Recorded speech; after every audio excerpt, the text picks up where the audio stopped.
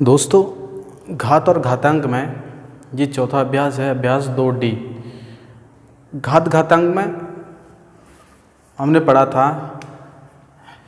कि 2 की घात 2 का क्या मतलब होता है। इसका मतलब 2 की 2 बार गुणा, 2 की घात 2 का मतलब 2 की 2 बार गुणा।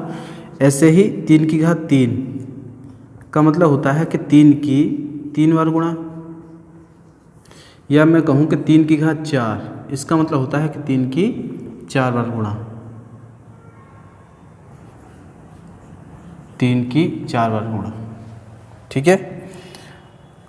अब इससे आगे बढ़ने से पहले, अभ्यास 2D पे पहुंचने से पहले एक कंसेप्ट हम समझेंगे कि अगर ये घात सारी प्लस में है, ये प्लस पॉजिटिव है, ये भी पॉजिटिव, ये भी पॉजिटिव।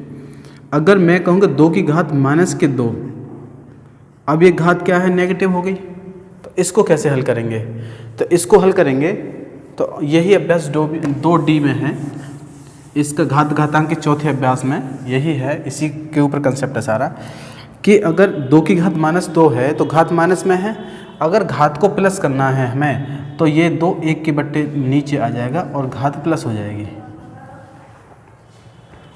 आया समझ?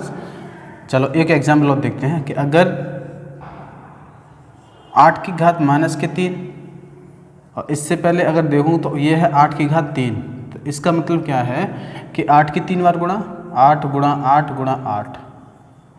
ठीक है। अगर मैं इसी घात को माइनस में कर दूं, 8 की घात माइनस की 3, तो ये क्या होगा कि ये जो 8 है ना, ये बट्टे में आ जाएगा, 1/8 की घात, और ये जो माइनस है इसका प्लस हो जाएगा इस तरीके से।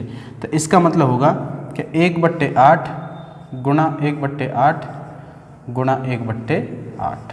तो 1/8 की घात 3 बराबर 1/8 गुणा 1/8 गुणा 1/8, यही होगा।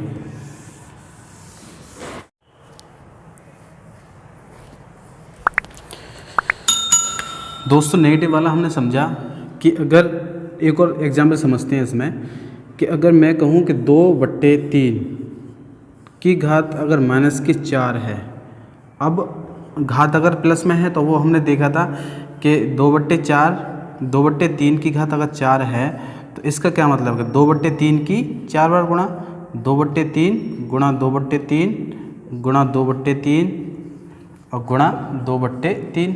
सिंपल इसका ऐसे हो गया। लेकिन अगर यही घात माइनस में है तो माइनस में कैसे करेंगे कि अगर घात को पहले प्लस बनाएंगे, घात को प्लस कैसे बनाएंगे, इस संख्या को पलट देंगे, 3/2 की घात 4। इसका मतलब ये हो गया कि 3/2 की 4 बार गुणा, 3/2 गुणा 3/2 गुणा 3/2। ठीक है। तो इसी कंसेप्ट पे हम सारे क्वेश्चन देखेंगे। आइए देखते हैं। इसमें क्वेश्चन नंबर 1 है 2D में। क्वेश्चन नंबर 1 है कि 3 की घात 4 गुणा 3 की घात 5 गुणा 3 की घात माइनस के 9।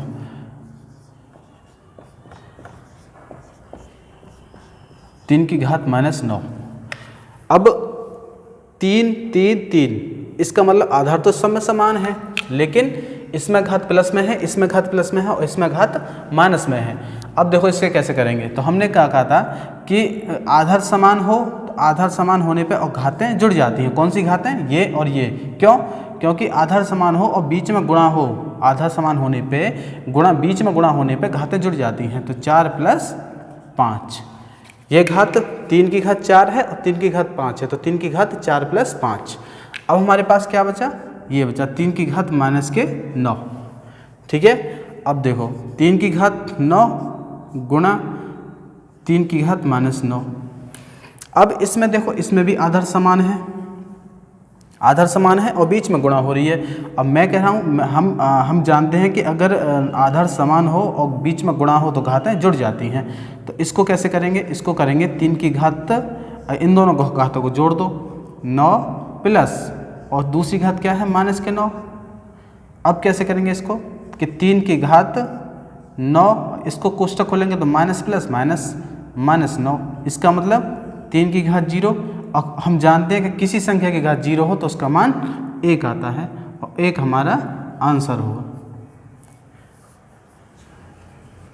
ठीक है। या इसको एक तो इस तरीके से कर सकते हैं, एक दूसरा तरीका और है इसको करने का कि मैं कहूँ कि ये 3 की घात 9 है, इसका मतलब 9 जो घात है वो प्लस की है, और ये क्या है, ये माइनस की घात है, 9 की घात 3 की घात माइनस के 9।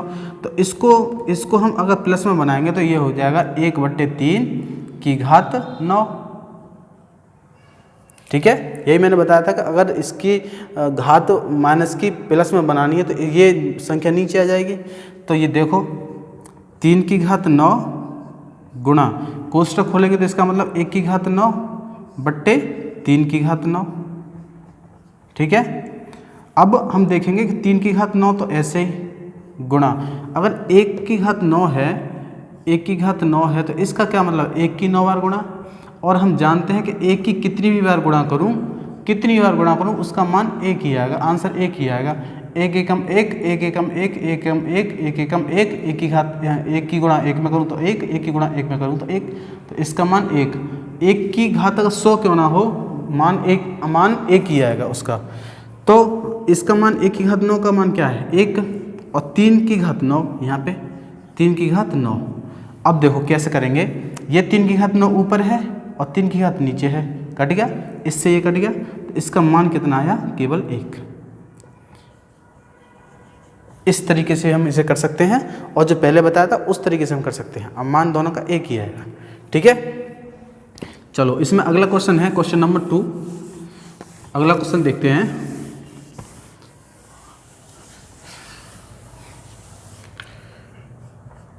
क्वेश्चन नंबर 2 है, इसमें 2/3 की घात 2 गुणा 2/3 की घात 2 गुणा 4/9 की घात 2 गुणा 2/3 की घात -4। ठीक है, अब देखो इसमें आधार क्या है 2/3, इसमें आधार क्या है 4/9, इसमें आधार क्या है 2/3। अगर इन दोनों को ऐड करें हम, अगर गुणा करें इन दोनों के बीच में, तो इसका जो आधार है वो बराबर नहीं है, तो आधार पहले बराबर बना लो। तो आधार कैसे बराबर बनाएंगे, 2/3 की घात 2 गुणा, अगर यहाँ पे 4 है तो इसको लिख सकते हैं 2 की घात 2, हो गया 4। 9 है, 9 को लिख सकते हैं 3 की घात 2, अब पूरे की घात 2। हमारे यहाँ क्या बचा 2/3 की घात -4। ठीक है, अब देखो 2/3 की घात 2 ऐसे के ऐसे ही गुणा, अगर 2 की घात 2 है और 3 की घात 2 है, इसका मतलब घात दोनों पे समान है, तो घात को हम कॉमन ले सकते हैं, और कॉमन लेके हम बाहर कर दें, इसको कॉमन लेके बाहर कर दें, और बाहर पहले से एक घात है 2, तो इसकी 2 से गुणा हो जाएगी, जब घात बाहर निकल के आएगी 2 से गुणा हो जाएगी। ठीक है, -2/3 की घात कितना -4। ठीक है, अब 2/3 की घात 2 गुणा 2/3 की घात कितना 2 दूनी 4 गुणा 2/3 की घात -4।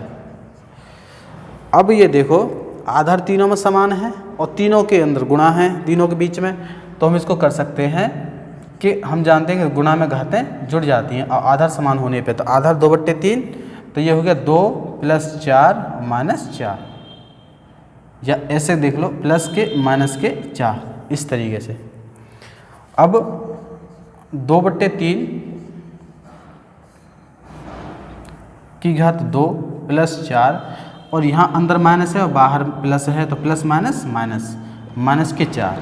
अब प्लस माइनस के 4 है, प्लस के 4 है, 4 से 4 कैंसिल हो गया, तो इसका आंसर आया 2/3 की घात 2। यही हमारा आंसर होगा, या तो ये आंसर होगा, और ये नहीं होगा तो इसकी 2 बार गुणा कर दो।